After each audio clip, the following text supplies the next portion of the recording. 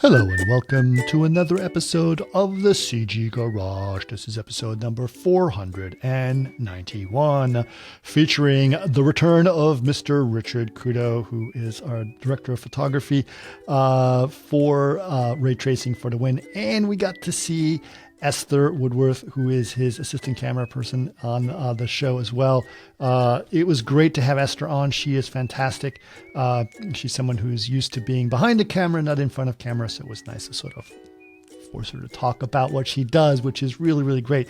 We learn a lot about them and about their dynamics. They've actually worked together for many years, but a lot of people don't actually understand how a camera crew works. A full camera crew, especially what a first assistant cameraman, a second assistant cameraman, camera operators, what grips and electricians and all those different roles gaffers do.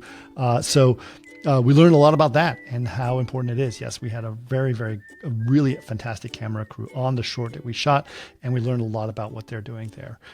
We also get to learn a lot about why technology stuff and why they decided to shoot it on an ARRI Alexa 35 and the importance of that. We learn also about Panavision and Panavision lenses, right? So Panavision, a lot of people I don't think we actually discussed this on the podcast, but a lot of people don't realize that you can't actually buy Panavision lenses. You can only rent them. So that means that every time you rent Panavision lenses, there's a history involved with them and what they've been used on. So you don't really, there's some incredible stuff that's happened between those lenses. But we learned specifically about the P vintage lenses that we used and why we used them, and which is really, really cool. I think I'm going to ask Richard if I can get someone from Panavision to be on the podcast. That would be really interesting as well.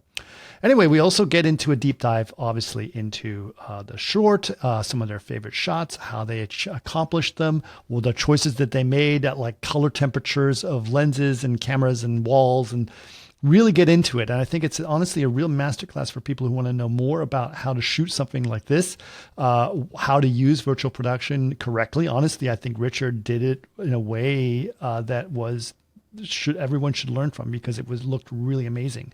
So get into a deep dive in that. We obviously learn about their favorite shots, how they accomplished it. Those lens flares that I think are fantastic. Yes, those are actually all captured in camera, and that's the sort of thing that gave it that rich flavor.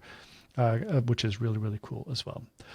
If you guys want to know more about the short, in fact, you might not realize that a short is out. Ray Tracing for the Win is out. Just go to YouTube and look up Ray Tracing FTW, and you will find it. It's something that was a lot of fun to do.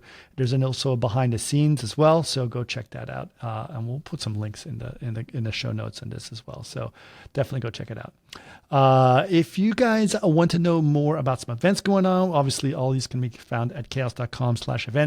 We will be at Autodesk University October 15th through the 17th, and there's which is going to be, I think, in San Diego. I'm not exactly sure, but go check it out. And also we have a Chaos Unboxed event happening on October 17th as well. So just go to chaos.com/events. I also want to mention that there are two events that are not listed in the events just yet. They will be soon. But there are VES events that I will be going to, as well as Daniel Thrawn. So if you are a member of the VES and you will be in London on October 16th, we would love to see you. We will be talking about Ray Tracing for the Win, what we were able to accomplish there, and more about virtual production. And we will also be at the VES chapter in Berlin on October 25th. So if you want to see that, go check it out as well. Again, this is for VES members, be very excited to see that. Again, London on this October 16th and Berlin on October 25th.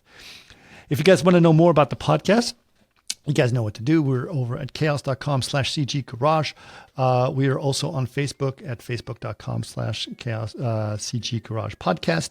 If you like to watch these podcasts, they're on youtube.com/Chaos Group TV, where we post all our videos, including the podcast. The podcast itself is actually very soon going to be moved to a new location, and I will reveal that on the next episode. So all the podcasts will be going to their own YouTube channel, which is kind of cool as well. If you guys have suggestions of podcasts or would like to know more about them, just go to labs@chaos.com or email us at labs@chaos.com. We'd love to know more about the suggestions you have. We respond to many of them, and they've always been some great recommendations. So please let us know. But for now, please enjoy episode number 491 with Richard Crudo and Esther Woodworth. Welcome to another CG garage where the chaos group talks. You'll know it's over when the last bucket drops. We're gonna fire off rays in high dynamic range. We know that ambient occlusion is passe. Global illumination won't lead you astray. And while image-based lighting is really swell, you need to make sure everything has Fresnel. But I do want to say it's funny that you guys felt reluctant or worried and shy about coming on because you're so used to being behind the camera instead of in front of the camera. But the whole point of what we just shot together is about people that are behind the camera being in front of the camera. So it's kind of cool to do that. But we've already covered part of Richard's history and in a previous episode, but I want to sort of get into what goes on as a camera crew and how you guys have worked together for a bit of time now, right? How long have you guys worked together, Esther? Well, yeah. It's I think we met on what is it, 6-7 years? easily, because I think we met on B or C cameras, something on Justified or something somewhere on Justified, SWAT. which is now probably Yeah. going on 10 years. The show's been off the air for 7 or 8 years. Wow. Yeah. It's been a minute. Yeah. Okay. All right. So you guys worked together for a while, but I do want to know about like that dynamic, right? I mean, how you sort of develop teams and how you guys work together and what that is. So before we get into that, Esther, how did you get interested in cameras? How did you get into filmmaking and cameras? My brother, actually, I have an older brother, and he's always been super techie, doing all of the like lights, camera, sound, everything like that, just in auditoriums and school plays and stuff. And it kind of picked up after he was out of school, and I just kind of was hanging out with him, and he put me on a camera. Really? And I loved it. Yeah, and I loved it. So that's pretty much it. And then I'm from the Midwest, and there was a movie that had come to town that he knew someone in the movie, got me on as a second, and then kind of went from there. So you just went right into I love cameras, and then somehow I got on set, right? Yeah. Yeah. Did you go to film school at all? No, I almost did. I was Okay. actually looking at film schools, and the timing of the film that had come to town, everyone on that was from LA. And they're Right. like, don't go to school if all you want to do is camera. Like, here's some books you need to read, like the assistant's handbook and like that kind of stuff. And then we'll teach you everything else you need to know. So then I moved. Save you a lot of money. A little bit, a couple bucks. Yeah, absolutely. So that's interesting. I'm curious as to what sort of drove your interest when you sort of thought about being camera. Obviously, there's a lot of different roles in front of camera, and Richard mentioned a little bit about how he sort of stumbled into some of this in his early career. Do you feel that there was a sort of a similar thing as like, I just want to learn about how a camera works, or we became more interested in lighting and different things like that? I am, definitely about how the camera works. Starting out as a second, learned about how the set works and everything like that. But then I started seeing, like, as a first assistant, you're working with the camera and building the camera and working on the technical side of things. And I really enjoyed that part of it. Mm-hmm. And then thankfully I'm okay at focus pulling. So it worked out. Yeah, for sure. So let's talk a little about those roles. I mean, let's talk about how a camera crew operates. There isn't just one person holding a camera and saying, go, right? There's a lot of people involved. Richard, can you sort of help us break down the hierarchy of a camera crew? Well, I think most people that populate the general audience, for the most part, they think the director does everything. Camera, Right. sound, everything except the acting. That is not the case, as we know. Camera department traditionally headed by a director of photography, a camera operator who actually has their eye to the eyepiece and is executing the shot as the scene is taking place.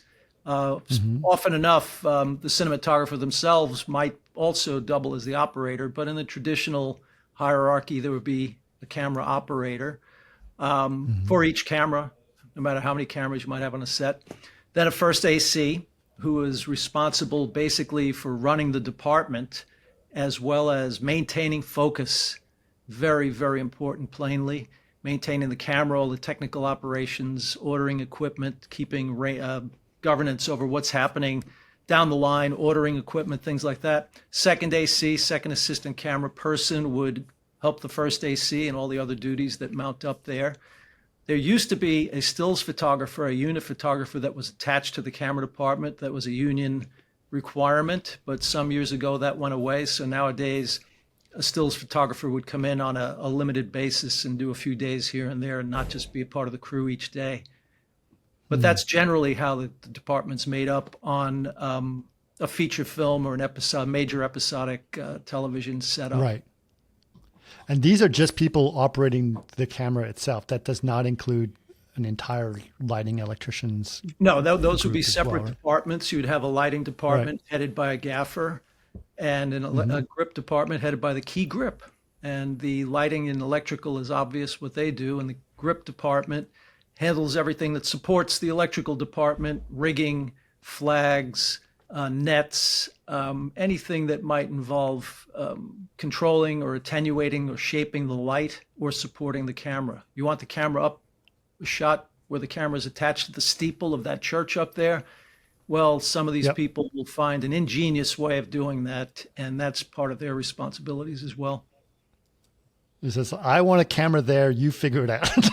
Exactly. I'd be the last person to ever venture to say you should do it like this. I like to say, here's what I want to do. Go do it. Knock yourself out. You figure out the best way to do it. And that comes down to hiring the best people you can and just letting them do what they do best, as in the case with Esther.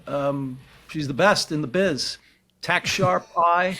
I think she has a bionic eye in there somewhere, never a soft frame. And I never have to ask for anything twice or say anything twice. It's once and done. I mean, that's the goal, right? Is to have that first that you always know is going to deliver what you want, that you don't have to say. Absolutely. With all your crew, but especially in terms of camera, you want, there's so much going on. And as a director of photography, you're pulled in 100. If the director's pulled in 1,000 directions all day, DP is only pulled in 100 at any given moment. So it's a lot. And anything that you can, delegate and know that it's going to be done properly without close supervision is a gift. And it's not always an easy thing to find, which is why when you find good people that you work with and like and enjoy each other's company, man, you're living large then. You're in clover. Yeah, it's not quite the same, but I worked with my friend Daniel Buck, who played the Colonel's son in our short, but he and I worked together on many shows, and he was my go-to guy for so long that when as a supervisor, I like, Daniel, I want this. And it's like, you got it. And it's like, you just tell everyone else what you did. I don't know how you did it. You just tell them what you did. And so he was very, very good. And I know that idea of explaining something once and not having to go over and over and show examples. And it just makes fast, because especially on set, you don't have time. You got to make stuff happen. Right. So true. So true. Especially today, we're doing, shorter schedules, more work in less time very often. And anything you can do to expedite the process is always a welcome relief. Yeah, absolutely. And I honestly, it was kind of amazing. I mean, I remember sort of somewhat laughing, but also completely understanding when we would ask, like, we were going to do something very technical, and I would ask Richard, okay, we want to do this. I don't know, ask Esther. She knows how the camera operates, right? So it's funny. It's like you don't really actually, you know what you need to get and how to get there, and Esther's going to help you get there, right? In most cases, I don't. Esther will testify to this. In most cases, I don't even know where the on-off switch is for most cameras, and I'm not joking. And I'm not necessarily proud of it, but I'm not embarrassed by it either. That's a whole other world. That's my job. Yeah. And if I have any technical question about the camera itself or its capability in terms of just what it can deliver in the moment, away from the sensor I own, that much I do understand, and I'm able to use that. But everything around the sensor, on the outside of the camera, transmitters, receivers, these things, they scare me. They really do. They make me want to run and hide behind the flats. That's really funny. So let's talk a little bit about that, because you used to be an AC, or you worked as, for a long time ago, Richard. Yes. So those roles have changed. Well, we had right? cranks on the side of the camera then. And you turn the crank. And it was really so a drop or two of lube inside the movement, and you could crank that thing all day. Yeah. No, I compare. This is why I have such a deep appreciation for Esther and what she does, because I compare the job I used to do in the 80s to what an assistant is expected to do today. And I could not have done this. I just don't have the interest in that aspect of it. The film camera was so simple in comparison. The technology was so simple compared to what we're all wrapped up with today, that I just look at the rat's nest of cabling around the modern camera, and it gives me the yips. I wouldn't know. I'd be like disarming a bomb. I wouldn't know which one to pull out, or put in. But the old Panavision, Arriflex cameras in the old film days, pop the mag on, movement was clean. Your focus knob is right here. You stand next to the camera all day. It was a cinch. It was easy, absolutely easy. I wish we could retain an element of that in the modern era. Do you like what these cameras have become, Esther, or do you think they're also getting a little too complicated? I think that, I have my opinions on different brands, naturally, but, and everyone does. Sure. Everyone does. For me, I think there are some pros and cons. Film, like Richard said, it was so easy. You knew your stock, you knew the lens, and you knew how to light. Right. And then you just go with it.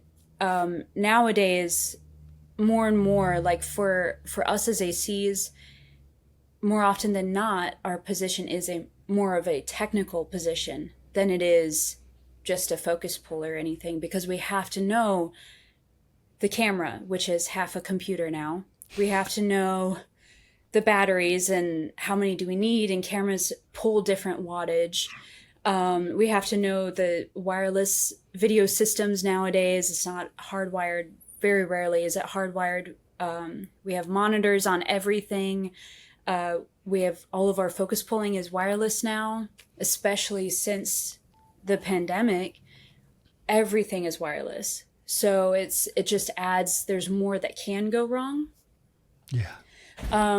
But then there's also, sometimes it can be easier, because you also end up, if the camera is built correctly, with a smaller build, so you can fit it into smaller spaces, and car shoots can be easier if you do it right.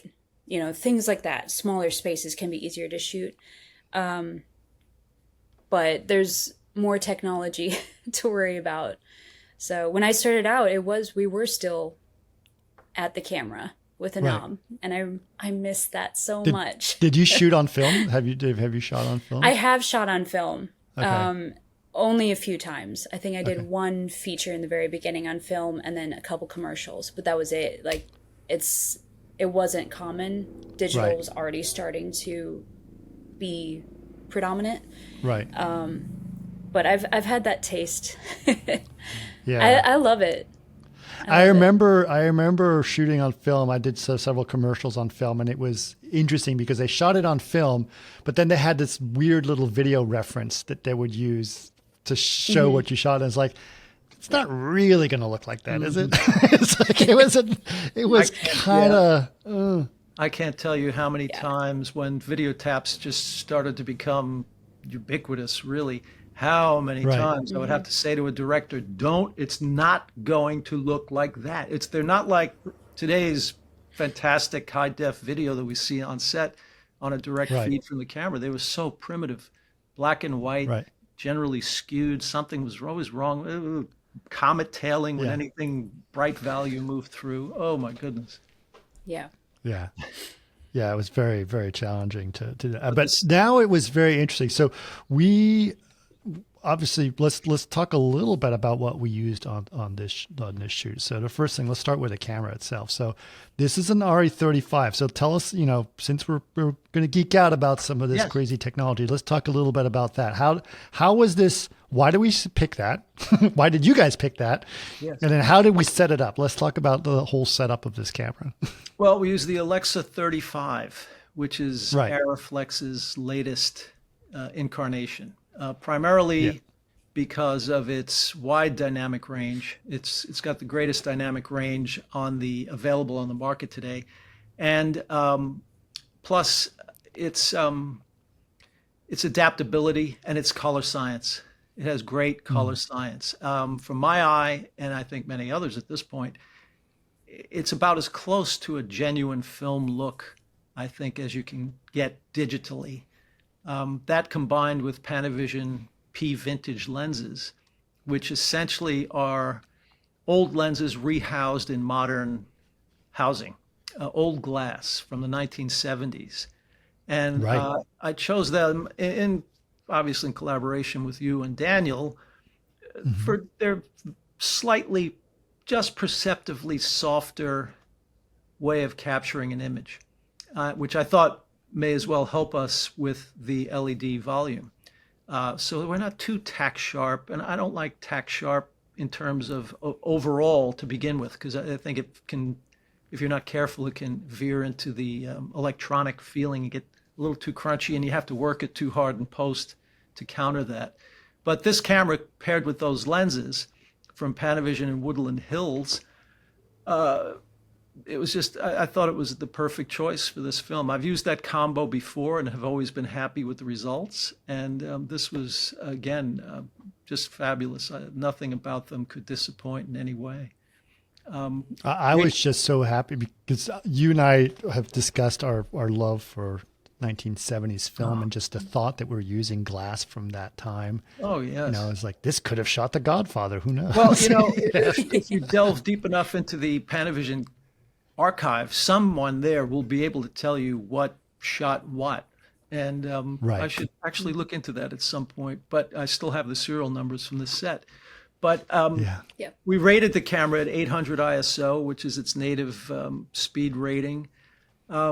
We shot with 144 degree shutter because we noticed at 180 degrees we were getting a very slight roll bar in the volume itself. But if 144 degrees solved that, no filtration on the front, it was shot clean. And that was pretty much the basis of what we did. 4.2K, ARRI RAW, and off to the races. It's all you needed. Just type those in. Esther, please put those stats in because I don't know how to do it. And there we go. Off to the races. Just set it and forget it. Yep. I think it was gorgeous. And I think the other thing the more I was looking at it, why I loved it so much the way it looks, because we knew what we wanted to do, right? We had a bar. We know what all the Sergio Leone films look like, right? And what was also interesting is that those films back then were all about like unbelievably deep focus, right? So everything was probably shot at like f/22. It's like, and then you put like 10K lights right in people's faces to make them look right. But for us, we knew that we had to sort of do the same feel, but in a softer focus, right? And make things a little bit different. Yeah. And one of the things that I loved, which is one of my great examples, there's a close-up shot of me with the where you can see my hat, and it's the defocus on the hat has got this little aberration that just looks so classically 1970s. Yes. And then the background was perfectly shining through there. And I'm like, there's no way we could have gotten that beauty with a green screen. No. And you wouldn't have gotten those with the latest set of lenses of anybody's manufacturer. You know, that was very peculiar to that. I'm surprised and pleased so very much that you noticed that, because it's those little details that give the image a little something extra. You don't have to know how to articulate it as a viewer. You don't have to even point it out. It hits the viewer and gets them on a subconscious level. And that's what all of these little choices add up to. Then we composed in 239 instead of 16 by 9 or 185 or 178, anything else that we had choices of 133. The widescreen was meant to convey a little bit of Leone feel to it, and I think that helped enormously. Would have been an entirely different feeling film in 16 by 9, let's say. Yeah, for sure. For sure. know, It almost when sometimes you see the full 69 on, it's like, oh, it's too tall. Well, and the 239 gives it a cinematic feel. You know, it feels like I'm looking at a movie. You know, and that's I think ultimately what we're after. For sure.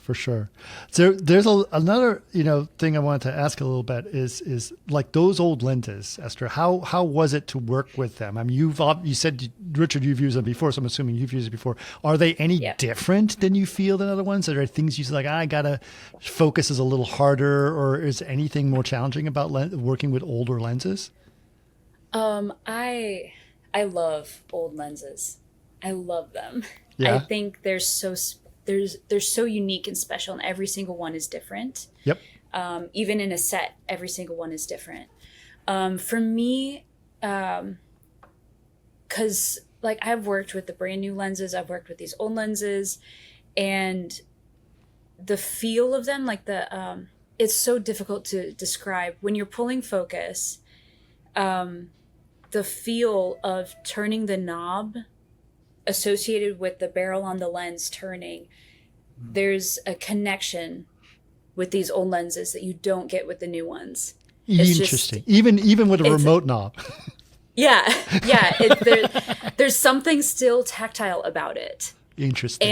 And with the new ones, there are some gorgeous, stunning, beautiful new lenses out there, but more often than not, we end up putting diffusion in front of them or something like that.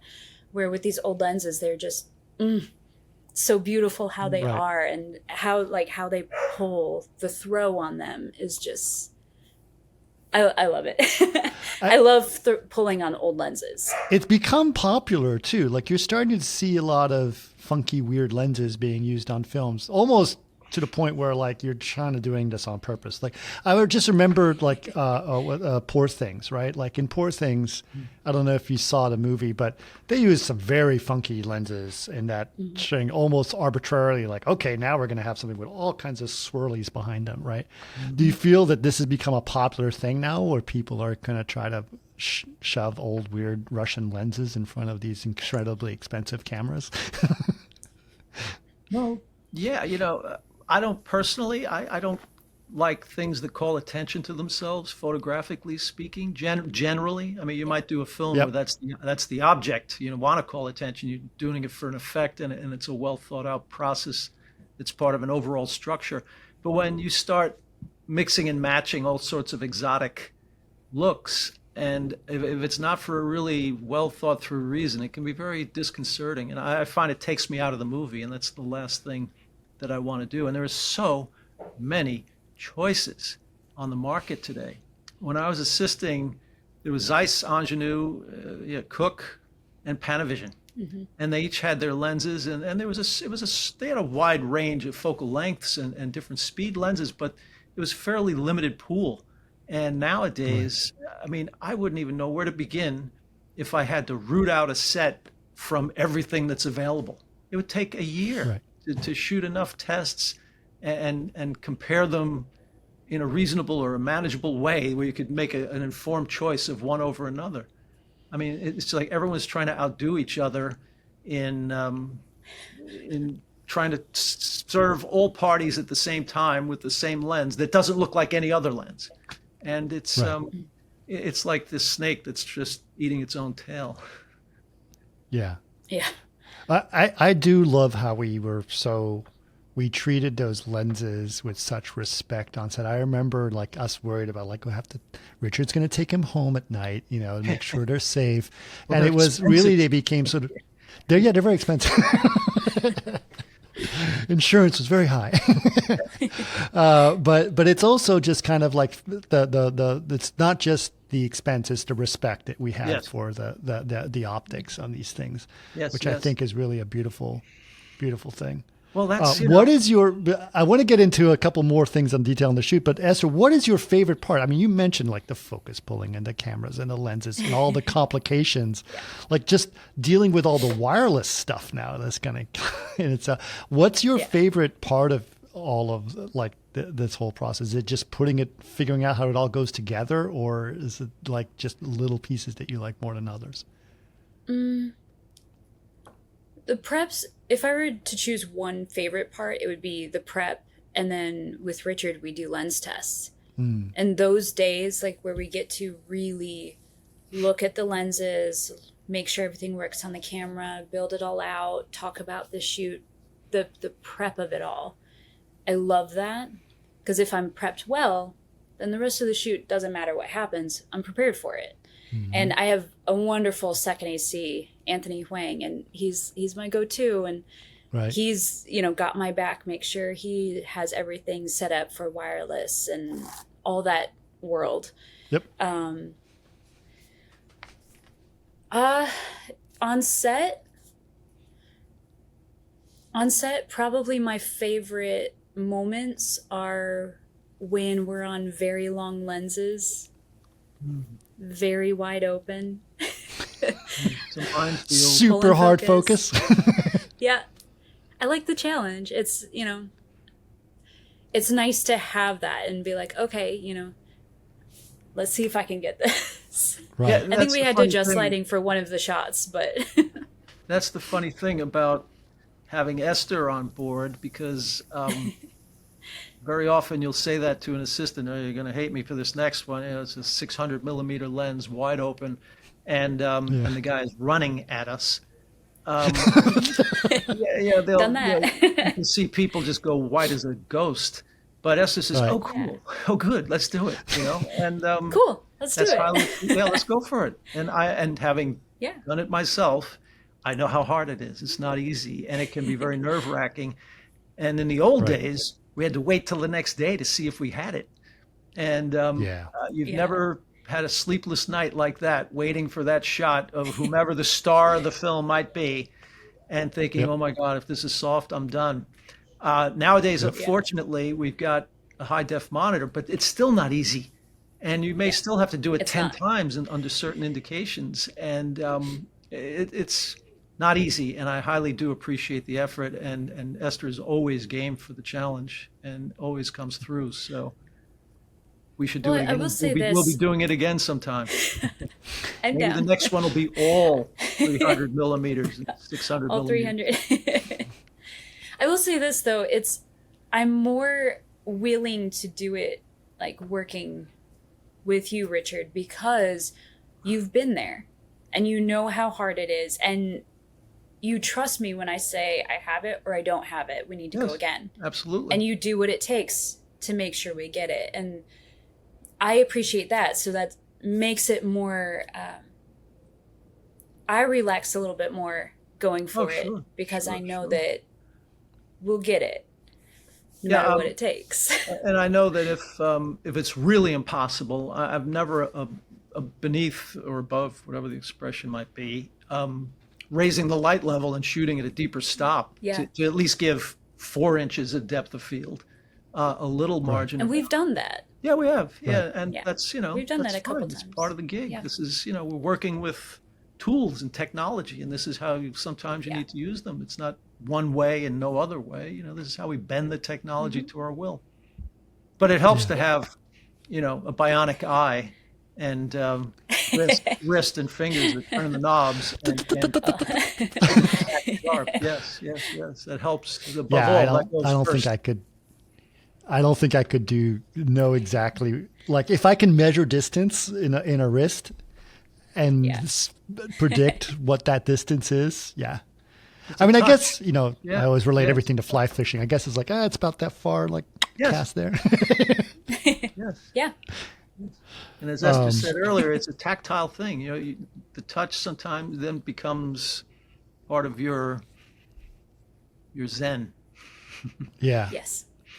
Deep breath It's before- funny. It's funny when you mentioned film and having to wait the next day to do that. I never sort of related that until actually just now when I said that sounds so much like for my days when I was doing computer lighting. I would light a shot in CG and then I'd have to put it on the render farm and see it the next morning because it takes too long to render the whole thing. And if I messed up and it was a really big long shot and it didn't come out right, that's a whole waste of processors that I wasted all night on, and people are going to start yelling at me for doing that. It's a very similar thing. The only gift that I have is I don't have to ask the entire set to shoot it again because we messed it yesterday. Yeah, it's still not a good feeling. No, Yeah. not a good feeling. Well, let's talk a little bit about the shoot itself. So obviously, Richard, you knew the assignment that was coming in, right? He's like, okay, we're going to shoot virtual production walls and we're going to do this. What were your thoughts about it coming in? Like, okay, what were the things that you really wanted to accomplish when you came in and we were going to do what we were going to do here? Well, I wanted to show the new technology in the best way possible and show it have it integrate with the live action and what we were trying to do in the foreground seamlessly. I didn't want it to step out and have it call attention to itself as it is. And I didn't want the foreground business to overwhelm the background either. So it was a fine line. You and Daniel were incredibly well prepared in terms of the shots and the sequencing of everything. And the train set, especially, which I think was our biggest day, really. We had a lot of work inside that set. But it was a 3-wall set that I wanted to be sure that we didn't miss the 4th wall of the set, of the train. That in all of our moving around and composing and cutting as you cut the film, that suddenly the viewer would have been made aware that a wall or one side of the train car was missing because they never see it. Having watched the film now a dozen times, there's no way in the world anyone would ever question that. It worked out beautifully. And I think the technology on the volume is what really helped to sell that, because you're lost in the action and the narrative happening inside the car, and everything in the background is moving the way it ought to be moving, as if you were inside a moving train across the prairie in the Old West. So it was about integrating those elements and keeping those elements on the same axis and not allowing anything to veer off once again and become too much the star of the show by itself. Right. I'm going to get into a little bit more details about what I thought, how you guys handled the virtual production side of things. But Esther, what were some of your thoughts when Richard said, okay, we're going to shoot on these LED walls with this stuff? What were your thoughts about that? Had you done LED walls or virtual production before? Yeah, Richard and I had shot on a wall on a TV show. Was it 2 years ago now? 2-3 years ago? I think 2 years something ago. like that. Yeah, and then I had done something maybe like one day 5 or 6 years ago. Okay. On a virtual production. Right. But yeah. Well, those were flat. For me, it kind of, yeah, they were flat walls, not a volume as such, but just an LED wall for primarily for driving stuff. Yeah. Well, so what was your thoughts about when he was telling you what we were doing about how this needed to be treated? What were you preparing for in terms of making lists of all the things you wanted to get ready for this thing? For me, there's not too much, just because it's all on my end.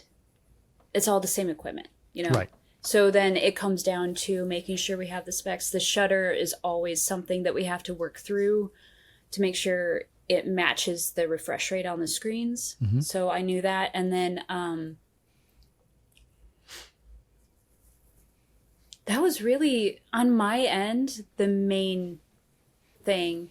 Other than that, I will say one interesting thing about this was that on one of our setup days, I was talking with the guys on the stage about the screen, and there was an interesting question that we raised about, because the screen frame rate also has to match the frame rate of the camera. Right. So we had to make sure that was aligned. And then the only other thing was every morning and then at lunch, I had the puck from the guys on the stage, and we centered up the camera in the stage and made sure it was oriented correctly. Yep. And it was pretty basic on my end, I think. That's pretty easy, actually. Yeah. Right? Yeah, it was. Yeah. Once, because everyone else did their jobs. So my job was pretty easy. It was just remembering to do the puck at beginning of the day and then at lunch. So that's really kind of cool, actually, to think about the fact that you just, all right, so now I've done that, and I know I'm synced up with the refresh rate and good to go. Yep. We did shoot everything at 24 as opposed to 23.976 because because of the screen. Well, it's actually Vantage at that time. We didn't have a 23.976. We only had a 24. So I was like, let's just make it 24. Makes sense. Yeah. It's like, it's a push of a button for me. Yeah. It's saying, yes, and which was fine. And they're like, but it ended up being just fine. And actually more than fine. There was something that was kind of cool, and you mentioned is like you don't want to bring attention to the technology, which I think is a big deal. I don't see great virtual production stuff. I see a lot of bad virtual production stuff out there where they don't expose things correctly, or they make the background as bright as the foreground, or it just doesn't make any sense, right? And I feel that some people feel the need to make that background like, I paid money for it, so I want to see it, And you guys didn't do that. You thought of that background as outside, and you exposed for that, right? What was your strategy to make sure that it really felt like inside and outside? Because that's really what I thought was really cool. You know what? My final arbiter is my eye. When I look at the reference monitor and I just so hyper critically look at it and say, does it look real to me? Does it look viable? Does it look like real life to me, or an interpretation of real life? I think a really good example of that would be the bank interior during the robbery. We wanted a feeling of the outside, the bank, the windows behind, as you and the boys come in, the windows behind you to feel as if we're out in the hot desert, prairie, sun-baked. Well, what does that mean? How does that interpret itself? It's certainly not going to be lit exposure-wise or exposed at the same level as the interior. If you want that hot, burnt feeling, you got to raise the exposure level. So all that entailed was going into the control room and saying to Vlad, hey, Vlad, can we make the outside hot? He said, watch this. Done. And I used my spot meter, read it at a certain level, lit the interior and checked it on the monitor, and maybe made a little balance in exposure one way or the other. And then I said, I buy that. And it looked real. It looked as if that were a genuine set that you had just come through the door from out in the desert. All that maybe was missing was a little dust and wind behind you as the door opened and closed. And they then turning it around in the other direction toward the tellers. Well, you want to just replicate that feel with some hard, punchy, sourcey, sunlight feeling light coming in. And it was really simple mechanically to execute, but more a conceptual thing that you have to really settle on before you try to do it mechanically. Yeah. It was, I think, being an actor in this situation, I don't always see it, right? I didn't know if it was buying it or not. I did see the results afterwards, and I was so excited. And I went to Vlado after we shot that bang. I said, did that look okay? And he says, I was completely forgetting the fact that we were shooting on a wall because, you were running out the door and then you just stopped out of nowhere. Like I assumed you were going to keep running, and it's like I didn't ever. Oh, that's right, that's a wall. You're going to run into a wall. You didn't expect. There is no door. It's just. Well, that's a pretty high compliment coming from the guy who invented the software. Yeah, it's like it looked great, works. and I think that's the thing is like it was exposed correctly, right? You would nowadays when you think of people that try to do so much where you can see every shadow and every highlight to the perfect exposure, you guys weren't afraid to make shadows dark and highlights blown out, right? I think when you're trying to recreate something like that on stage, whether it be in a semi-virtual environment or an actual environment, you need to go a little further than you might normally in terms of bright and dark. It needs to feel a little bit out of control, I think. And I think that's what sells it, to make it feel real. If everything is too correct and too proper in terms of the normal standard of exposure and balancing light and ratios and all that silliness, it doesn't work. It starts to look canned and it looks fake. And I think that's where green screen becomes a liability, because so many people interpret the green screen that way when we're creating the plate or creating the green screen environment. They'll interpret that rather than looking at the foreground, the live action, and backing it out from there and trying to match that more directly. That, for me personally, I've experienced that many, many, many times over the years, where the green screen environment has an entirely different feel. Like, say, in a driving shot, in a daytime interior of a car, it needs to be darker inside the car than outside.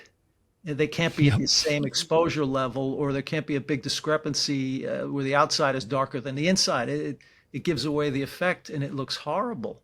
But in this case, you saw everything live. Ultimately, I mean, you'd set your exposures in the traditional way, at least I did, with a meter, and look at the reference monitor, and okay, yeah, that.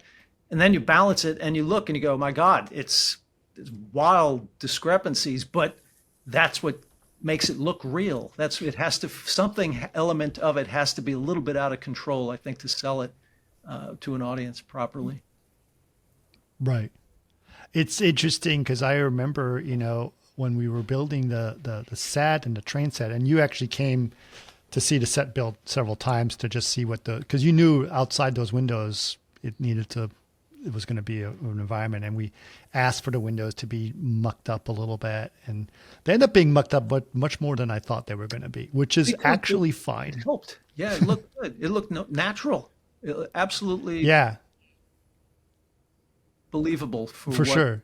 For sure. And I think that was something kind of amazing about it, because the background was not that visible, right? And you see a lot of virtual productions. I mean, it was there. It was very believably there, but I've seen other virtual production stuff where they have a train, for example, and the background just looks as in focus and as lit as the inside is. And it might as well have been shot on a green screen at that point, because it just looks the same. It doesn't have the same feeling. All the lighting was feeding off of everything, right? And it was kind of amazing how it just felt so much more natural that way, right? Well, it goes back to what I was saying a moment ago about the lighting and the exposure levels. It's the same thing. There's a moment where it loses credibility if you're not careful. And my job was not to approach that moment, really. Always keep it in a space where it's a credible environment, which, even if it might not be to the exact precise technical spec, it actually looks right. And that exposure in movies is to me, a very nebulous concept. And I'm always telling students, you don't just shoot what the meter says. The meter is a reference that you jump off from, and you use that to interpret what you're trying to do in terms of what we are talking about now in this moment. There might be a classical T-stop to set on the lens that would have been perfect for all of the photographic values inside the train and on the volume, but it would have been entirely wrong in terms of the look and the type of story you were trying to tell. That's my idea. I don't know. I could be entirely Well, for wrong. sure. I think it worked for us. was it worked. It looked so good, and there's a lot of detail. But let's talk a little bit about how we set up that train car, because that train car lighting was really cool. And so how was it set up? What was the general idea of how this was all made, so the lighting and all of the exposure was the way that you wanted it to be? Well, this was the single, as far as I was concerned, the single biggest challenge of the entire shoot, and it was merely a challenge related to geography, really, because of the distance between the set and the LED volume and the need to get sources of light into the train car through the windows, which had to occupy a space somewhere between the train car and the LED volume, which is probably, I would assume, maybe 10 feet or so. We managed to do that by hanging some lights from a truss that had been rigged above the set, and they were on chain motors, so we could raise them and lower them as needed according to the shot to get the light where we needed it, and at the same time keep the lights at an angle where they would not be in the frame or be seen through the window between the volume and the set. So I wouldn't necessarily call it a challenge, but it was just something that was a problem, or something we had to manage just to get the light where we needed it when we needed it. And it wasn't terribly difficult, but it was just something that took a minute here and there to get into position. And, Essentially, but we essentially had to create a light that was not like the sunlight could not come from the LED volume, because that can never be the same intensity or directionality of a sunlight, right? No, the volume as a source of light itself would never have been enough.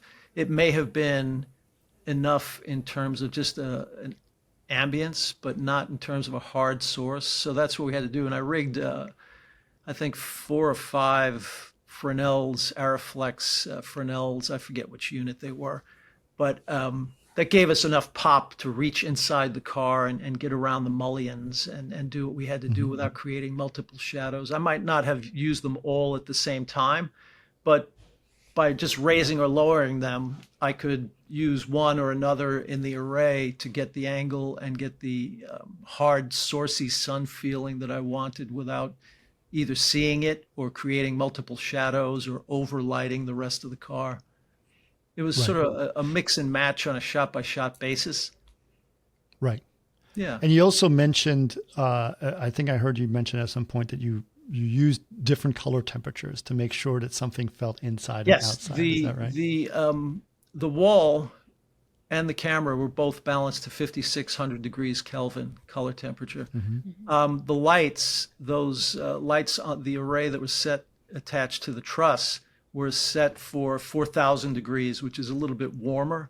And it just, I think that was in keeping with the Sergio Leone ethic, which whenever I think sunset about look, movies, it was always warm tones, and people were sweaty, and they looked like they had been out in the desert for months and months without a shower. And it's just, I don't know, it was a small nod in that direction, even though it wasn't really what we were doing, but just a little warmer. And I think it was a little bit more complementary to the flesh tones as well.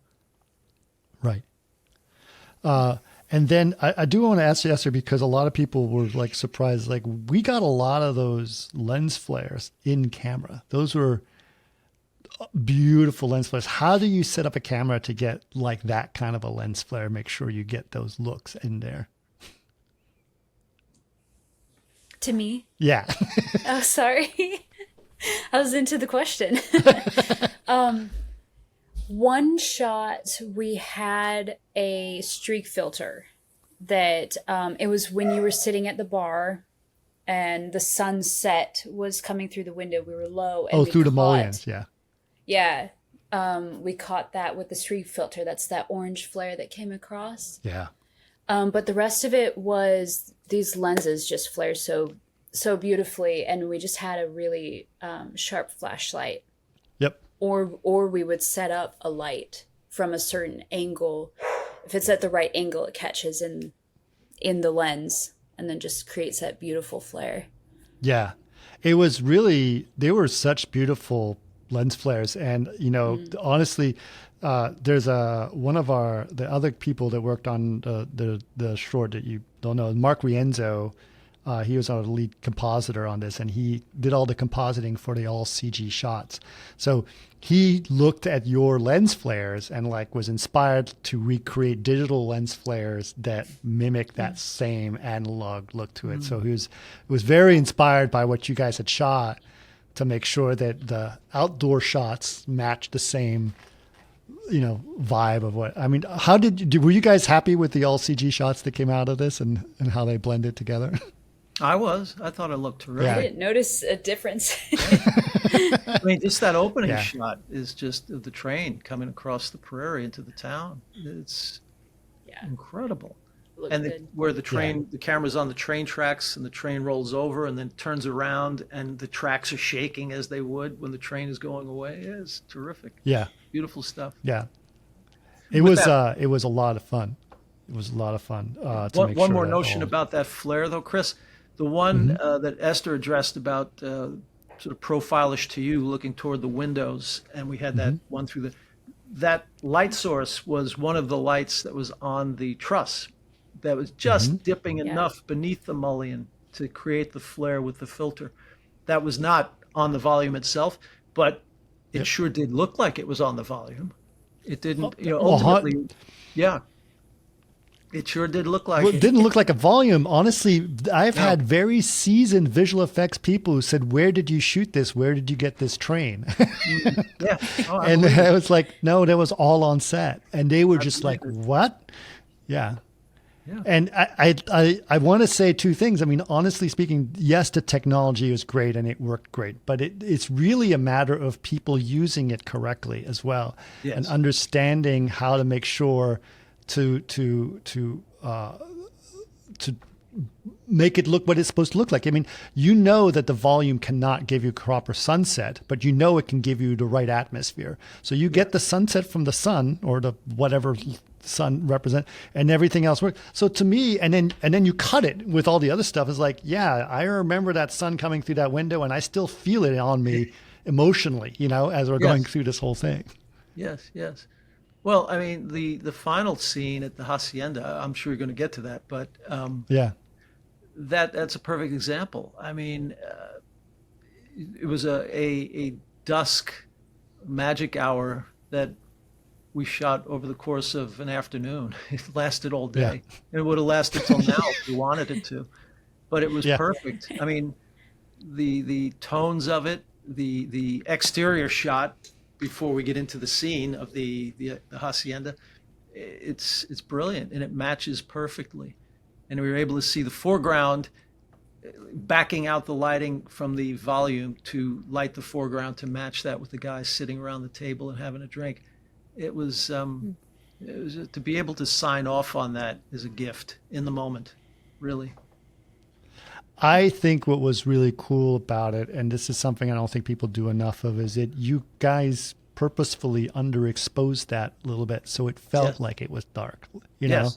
And I think that's people don't do that. They want to say, "Oh no, it's a little dark." And it's like, yeah, because it's the sun setting.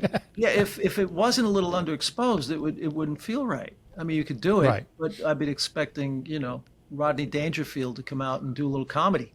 It's not like that. It wasn't that type Right. of piece. And Right. I think there was an element of realism that we were striving for there that helped to sell the volume. What was the technology? It was on the volume. I'm trying to match that now. And that was a Right. much bigger challenge or ask, but not really. I mean, it wasn't mechanically hard to do, but it was, again, conceptually, you've got to think it through in order to execute properly. Yeah. The other thing I think that it really worked is that the very last shot, the whole gag is like Yes, it's dark, I and love then we that. turn on all the lights, and then it's properly exposed. I love that. I love that. Just sorry, folks. Only kidding. Yeah. Well, let's talk a little bit about that last shot. When Esther, you knew we were going to do that shot. That's a complicated shot, right? It's a long shot. It involves different exposures, a moving camera focus. The wall's supposed to do all kinds of crazy stuff behind. How did you think that was going to work? Like, what were the things that were kind of challenging about that? Well, I think by the time we got to that shot, I knew everything else would be taken care of. So I just made sure I had my focus marks for because we started low and then to the drink being poured and then up to your face and then Right. followed you over and then we were at the table. So there were a lot of points for me that I needed to adjust to. Right. But but on my end, like I just made sure that I had all of my points. I made sure that, because I think on that, Richard, you actually rode the iris a little bit. Yes, when if the I remember house lights correctly. came up. Yep. Yeah. Okay. So he had his own. Richard had his own wireless unit Okay. that would control the iris. Okay. And then it's making sure everything was in place. And then we had a ladder in the back that we had. All right, once it's done, camera goes all the way back to the ladder. And we had to have that set up too. So for me, it was. Yeah, but I make was sure I have surprised. all my points. Yeah. What was surprising to me is that we got that was the first take that's in the film. Yeah. We shot it maybe 2 or 3 times. Yeah. But it was like, I thought this is like, we're never going to get this. There's so many things going on in here. This is going to be so complicated. And yet somehow we got it on the first take. focus pulling, Esther will concur, handheld or Steadicam is not the simplest thing either, because not only is the actor moving, but the camera's moving. And the operator many times will do something a little different than the actor does something a little different. It takes a real presence of mind to stick with that in a good way. Yeah. And But we I didn't think use a I held Steadicam. my Gary, breath. Gary handheld everything on this thing, right? Yeah. Yes. Yeah. Yes. Yeah. Yes. He did. Yeah. Handheld. Yes. So Yeah. it's it's a very kinetic environment. Yeah, I think that really added to the presence of this whole thing. It didn't I do too, feel and so I am stagey. Yeah, I'm not a big fan of handheld, to be brutally honest. But in this film, Yeah. it was the perfect choice. Absolutely perfect choice. I think very often it's used too haphazardly. But again, this was clearly thought through, and it was done for a good reason. And none of it's handheld, but it's not shaky cam or Right. meth cam, where it's constantly all over the ice, which is what I really can't stand.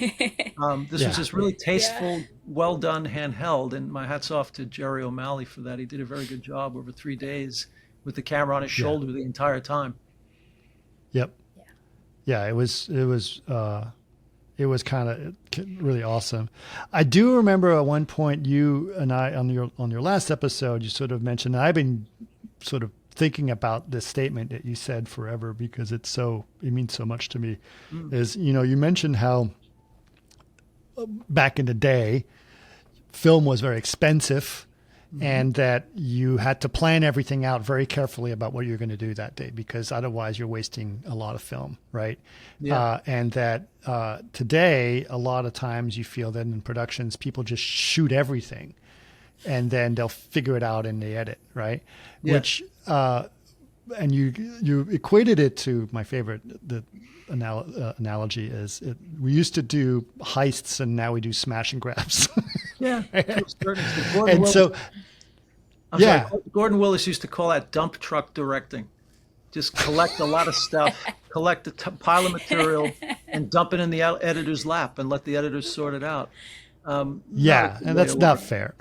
Not a good way to work on film or digital, Yeah. I think We planned a lot on this. We really, yeah.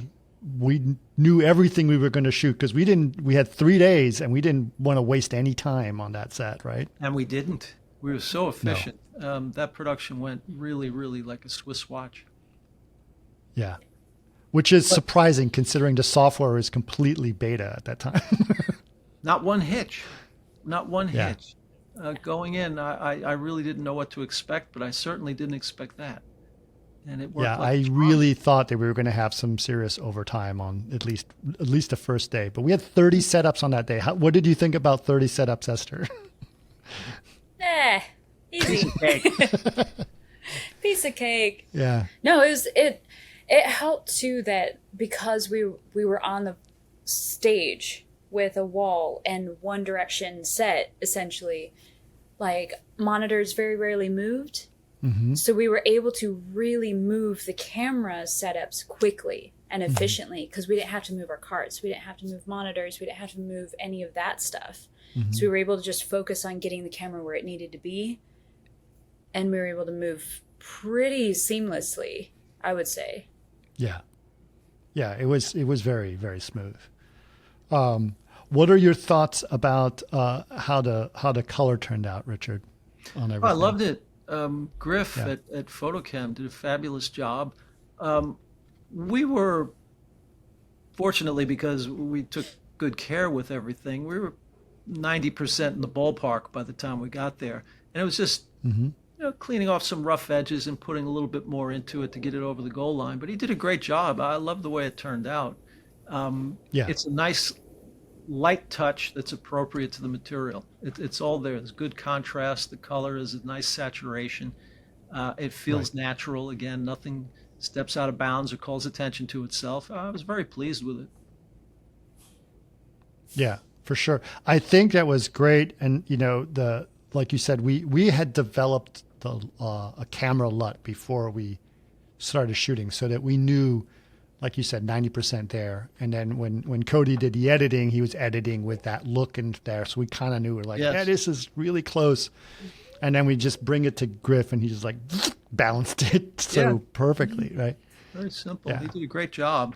And the dynamic range on that camera, as you mentioned, is superb. So you really have a lot of latitude to do things in there. I think the Alexa 35 right now is the closest thing we have to what film used to be like, especially in terms of highlight roll-off and highlight latitude. It's very difficult to completely burn something out anymore, at least with that camera. That used to be an issue with digital. We couldn't hold the highlights too well. But this one does an incredibly filmic job of holding on to the highlights and the detail way up at the tall end of the toe of the curve. And the shadow detail is equally marvelous. So I love that camera. That's awesome.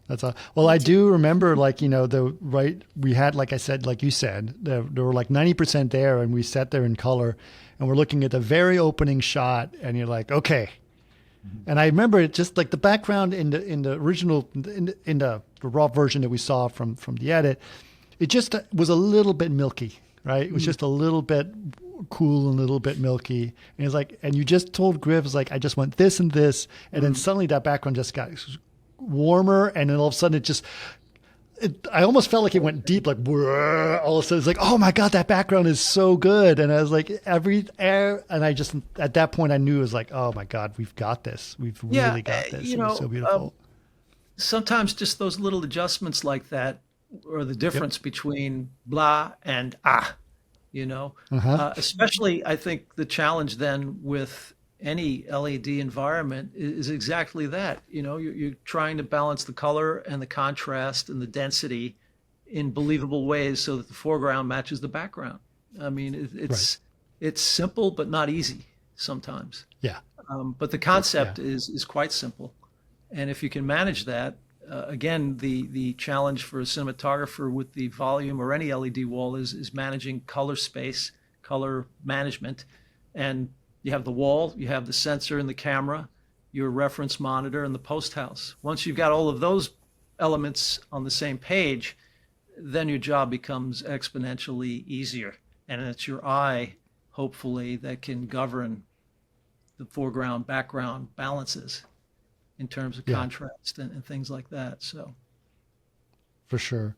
What were some of your favorite moments? Let's start with you, Esther. What were some of your favorite moments that you shot on there, and that in terms of using the virtual production wall and project doing and stuff, like some of the things that really sort of helped and you enjoyed about it? I think my two favorite shots that also, in my opinion, very, very well showed off the wall was the shot that we had sunset of you at the bar, because then you can very clearly see the background passing, and I think that looked so beautiful. And then when we're in the back of the car looking out behind you guys, out the back of the tracks, at chasing the guys. Yeah. I just thought that looked so great because it looked so real. Like, I'm on a train. Yep. It looks real. Yeah. Yeah. That was fun. What about you, Richard? What are some of your favorite shots? There were moments where I was standing on the train set and I said to myself, if this set was wobbling a little bit side to side, and I just, in my peripheral vision was the passing scenery, the passing landscape on the outside, I said, I would definitely believe it is for real. I'd be looking for the handrail and saying, when's the next stop? Yep. Yeah, those moments, there were quite a few like that, but I really enjoyed the final shots at the hacienda. Right. Trying to balance that foreground to that terrific background on the wall, on the volume, which was just the right color and density for that time of day. I think we darkened it a little bit at the time. I think the sky on the right side, as I recall, was a little hot, so we had Vlado bring that down a little bit. And once that came into the range, the rest of it fell in beautifully. The color wash of that time of day looked so natural and so believable. Then the trick became, well, how do we recreate that in the foreground? And we managed to do it. So that, to me, and seeing it composited and live at the same time, not just on the monitor, but in the finished film, is really the treat, because it balances perfectly, if I say so myself. It looks so convincing to me. And I think what sells it also is the on the LED wall, there was some, you could see a window and you could see it looked like a sliding glass doors into the house. And there was warm light on the inside of both the windows and the doors, so that it gave you some color contrast that helped the exterior, the cool exterior, feel even more believable. And that was a big part. Without that, I don't think those 2 points of reference, I don't think it would have quite had the same effect, but they really helped to sell it as far as my eyes and sensibility are concerned. I thought that looked just magnificent. Yeah, I think it's great, and just, sometimes what your eye sees and what your eyes think is believable has nothing to do with reality sometimes, right? Oh boy, I mean, if you look at some of the old Sergio Leone films, the way they lit those people has nothing to do with reality.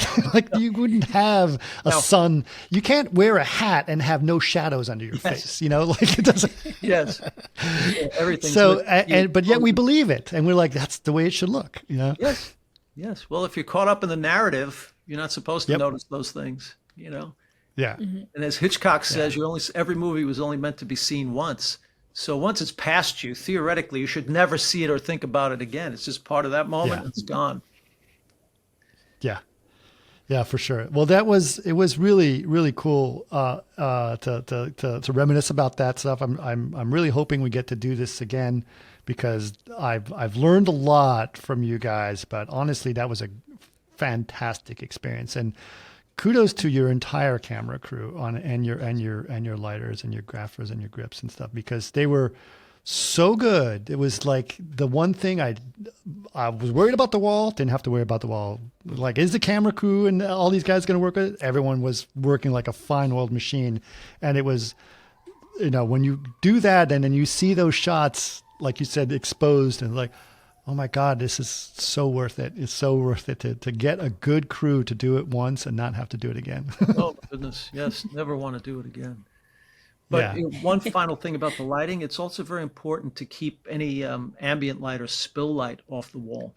And that was something we were very conscious about too, because it starts to milk out the image and decrease the contrast and the effect. So we did that. We were very conscious of doing that. And that was grip department responsibility. Kyle Davis, the key grip, did a great job. And Jeff Cook, the gaffer, fabulous. Also, the guys work in tandem beautifully. And that was a big part of their days, was spent making sure that wasn't happening. And it really served to show, because at no point does the wall look milky or washed out at any point. It has exactly the contrast and the pop that it needs to sell the effect.